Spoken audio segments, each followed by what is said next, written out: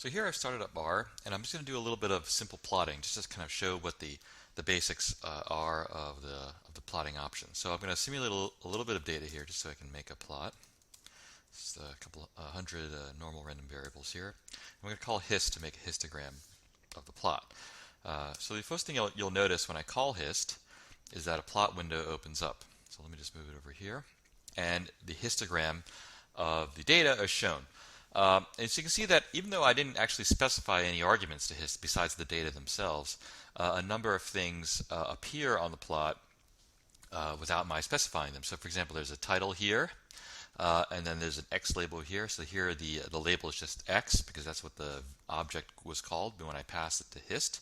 The label here is frequency, which is the default for a histogram, so it tells you the number of elements within this range. So for example, between -1 and 0, there's a little over 30 elements of the vector in that range, and you can see that the shape of the histogram is roughly like a normal distribution. So let me just generate some more data here, and so we can make a little scatter plot. So I'm going to generate some more data.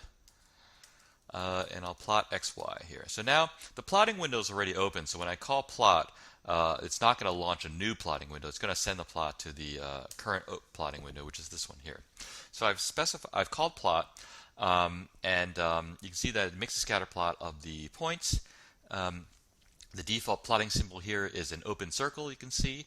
Again, the label, I didn't specify any arguments besides X and Y, but the number of things have occurred in the plot. For example, the label here is specified as X on the X-axis, and the label on the Y-axis is specified as Y.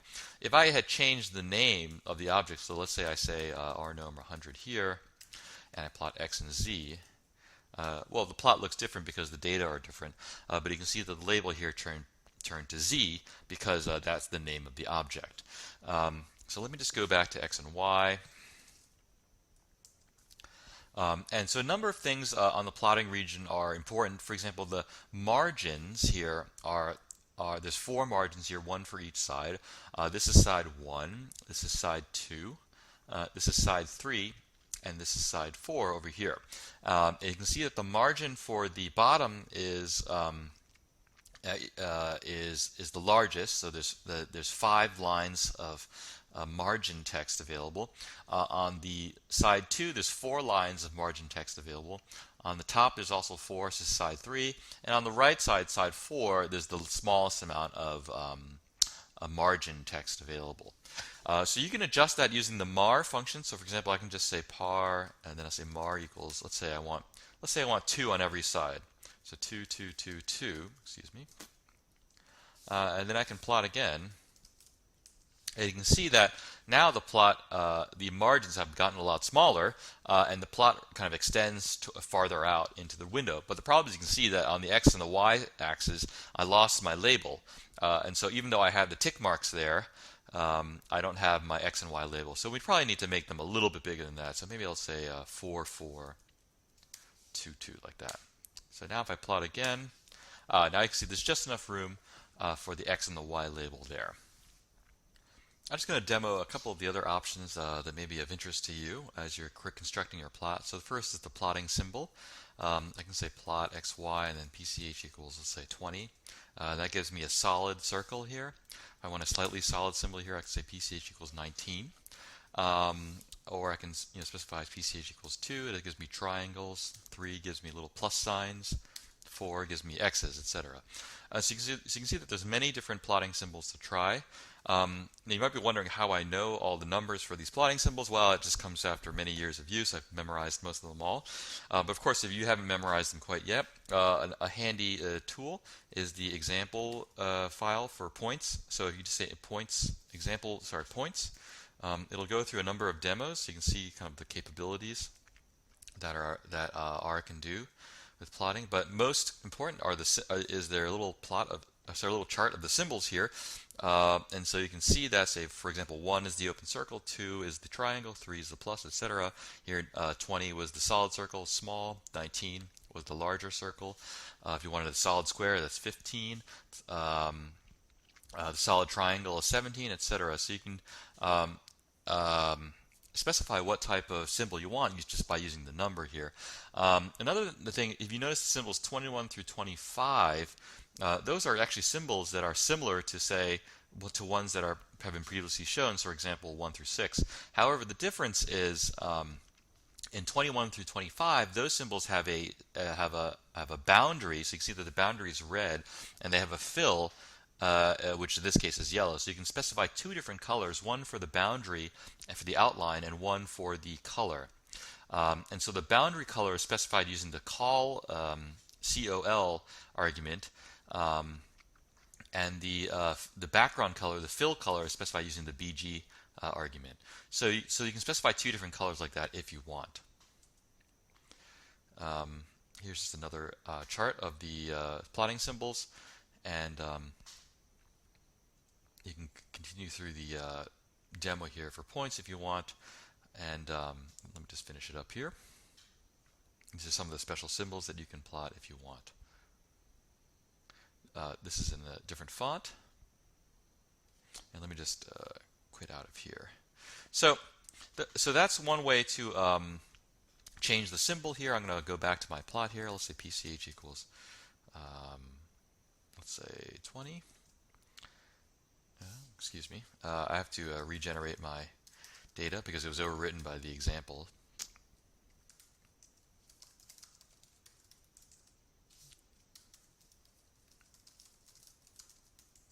So here's my data again, my little scatter plot.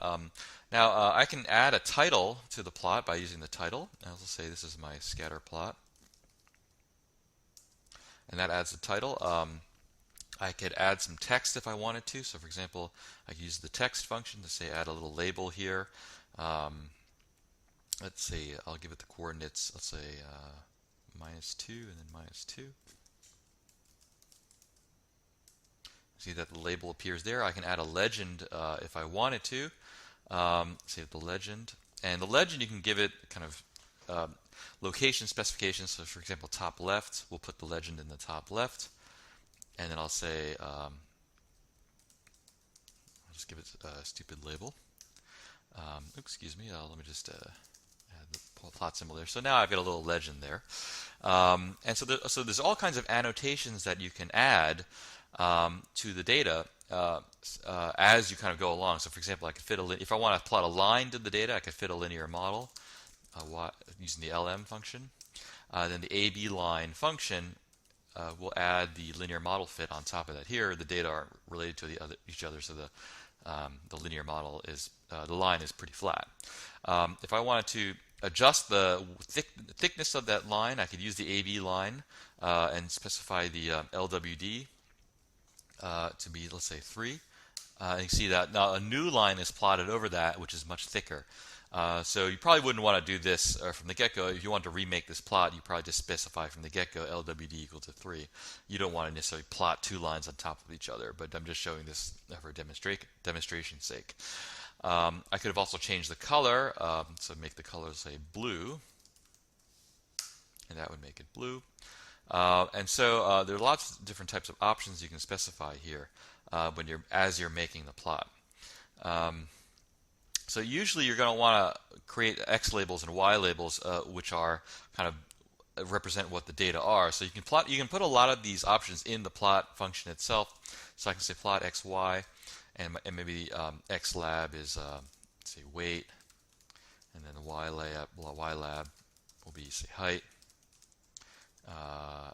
Main will be scatter plot. PCH will be 20. So that now I have actual labels on the X and the Y axis. I can put my legend back if I want. Maybe I'll put it in the top right this time.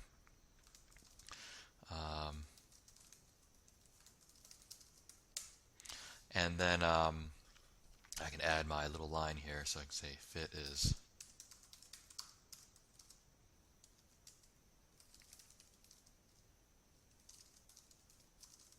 maybe I'll make the line red this time.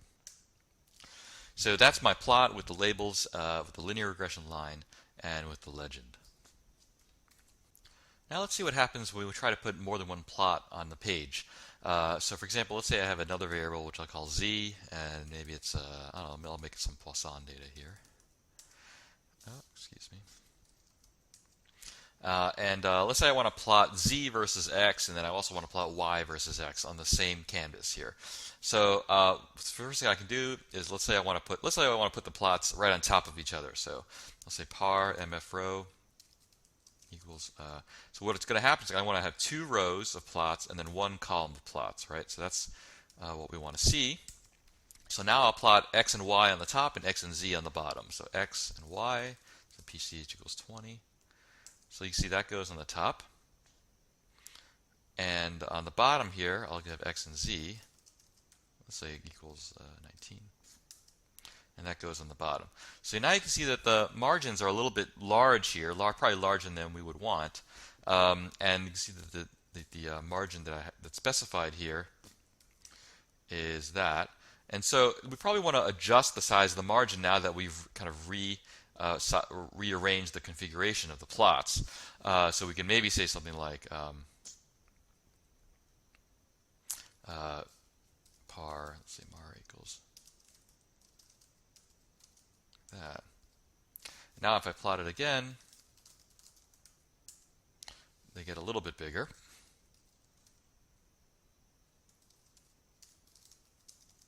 Say 20 again. So that's how, now I put 2 plots on the screen. I could have done it the other way. I could have said, instead of having top and bottom, I could have had them right and left by saying par mf row equals, say, 1, 2. Now I can plot like this, like that. So I can see I made the margins a little bit too small because I lost my y-axis label here. So maybe I'll just say par. I'll go back to 4, 4, 2, 2 like this, and make the plots again. So you can see that when you rearrange the plotting layout, you might want to rearrange the canvas itself to kind of remove some of the white space. I won't do that for the moment, just so I can continue with the demo here. But for example, you can put 4 plots on a page, like say mar equals, mf row equals 2, 2. That means 2 rows, 2 columns. So I can say plot x and y. That'll go in the upper left. And you see that now if I can plot x and z, you might wonder, where's the next plot going to go? Well, because I specified mf row, the plots are going to go across the rows. So the next plot's going to be in the upper right. And then the next plot's going to be in the lower left. So let's say I'll plot z and x instead of x and z. And then the last plot's going to go in the lower right here. So now I've got 4 plots on a page by specifying the mf row option. If I'd specified mf call, the same thing would have happened, but the order in which the plots occurred would have been different. So now I can say plot xy, and that appears in the same place. But the next plot now is going to appear in the lower left, and the next plot's going to be in the upper right, and the last plot's going to be in the lower right. So that's the difference between mf row and mf call. The last option I'll talk about here is the points function, just as a demonstration to how you can annotate a plot by adding things to it. So let me just reset the plot region so that I'm only doing 1 plot at a time here. Now let's suppose I generate some data, and suppose that the data consists of, say, men and women. So there's 2 groups of people here. So I'm just going to generate some data here, and maybe I'll give them a little relationship so it's not a little bit more interesting. And let's say I've got another variable here, which is the group, and it's going to be half and half. So there's 2 groups, and there's 50 levels, 50 iterations of each. Let me just give them the names. So let's say labels.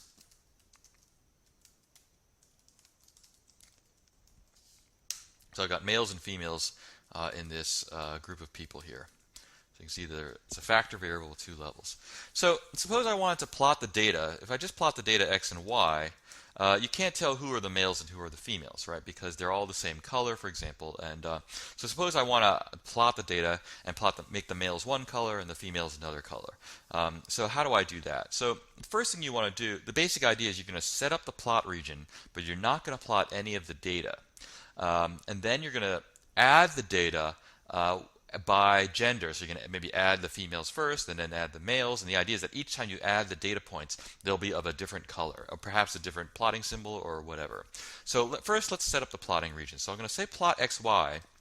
So I'm going to pass it the data, but I'm going to say type equals n. So this means make the plot, but don't actually put the data in there. So you can see when I execute this function, everything happens just like before. The labels are put in, the tick marks are put in, the margins are specified, everything is there except for the data. So the only thing that's missing is the data. And so what I'm going to do is I'm going to add the data, but I'm going to add them one group at a time. So let's say I add the males first. So I can say points x, and then I'm going to subset the vector so that the g, I only take the points where g is equal to male, right? So that's a subset. And then I'm going to say y, and then g is equal to male. So this is only going to plot the points where the values of the g variable are equal to male. And let's say I'm going to make that color green. Okay. So now you can see the points on the screen are green. Those represent the male points only. So I can do the same thing for the females. I can say points x and then g is equal to female, and the y g is equal to female. And let's say I'll make these blue. So now you can see that there are blue circles for the females and there's green circles for the males. And so you can see the two groups separately within the scatter plot.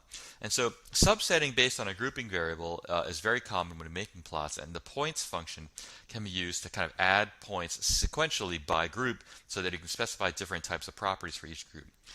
You can also, in addition to varying the color, I could have changed the plotting symbol, so I could have said PCH equal to, let's say, 19. So this is the kind of solid circle here. And that would have given me a solid blue circle for the females and an open green circle for the males. So that's one way to separate out groups of data points on a single scatter plot.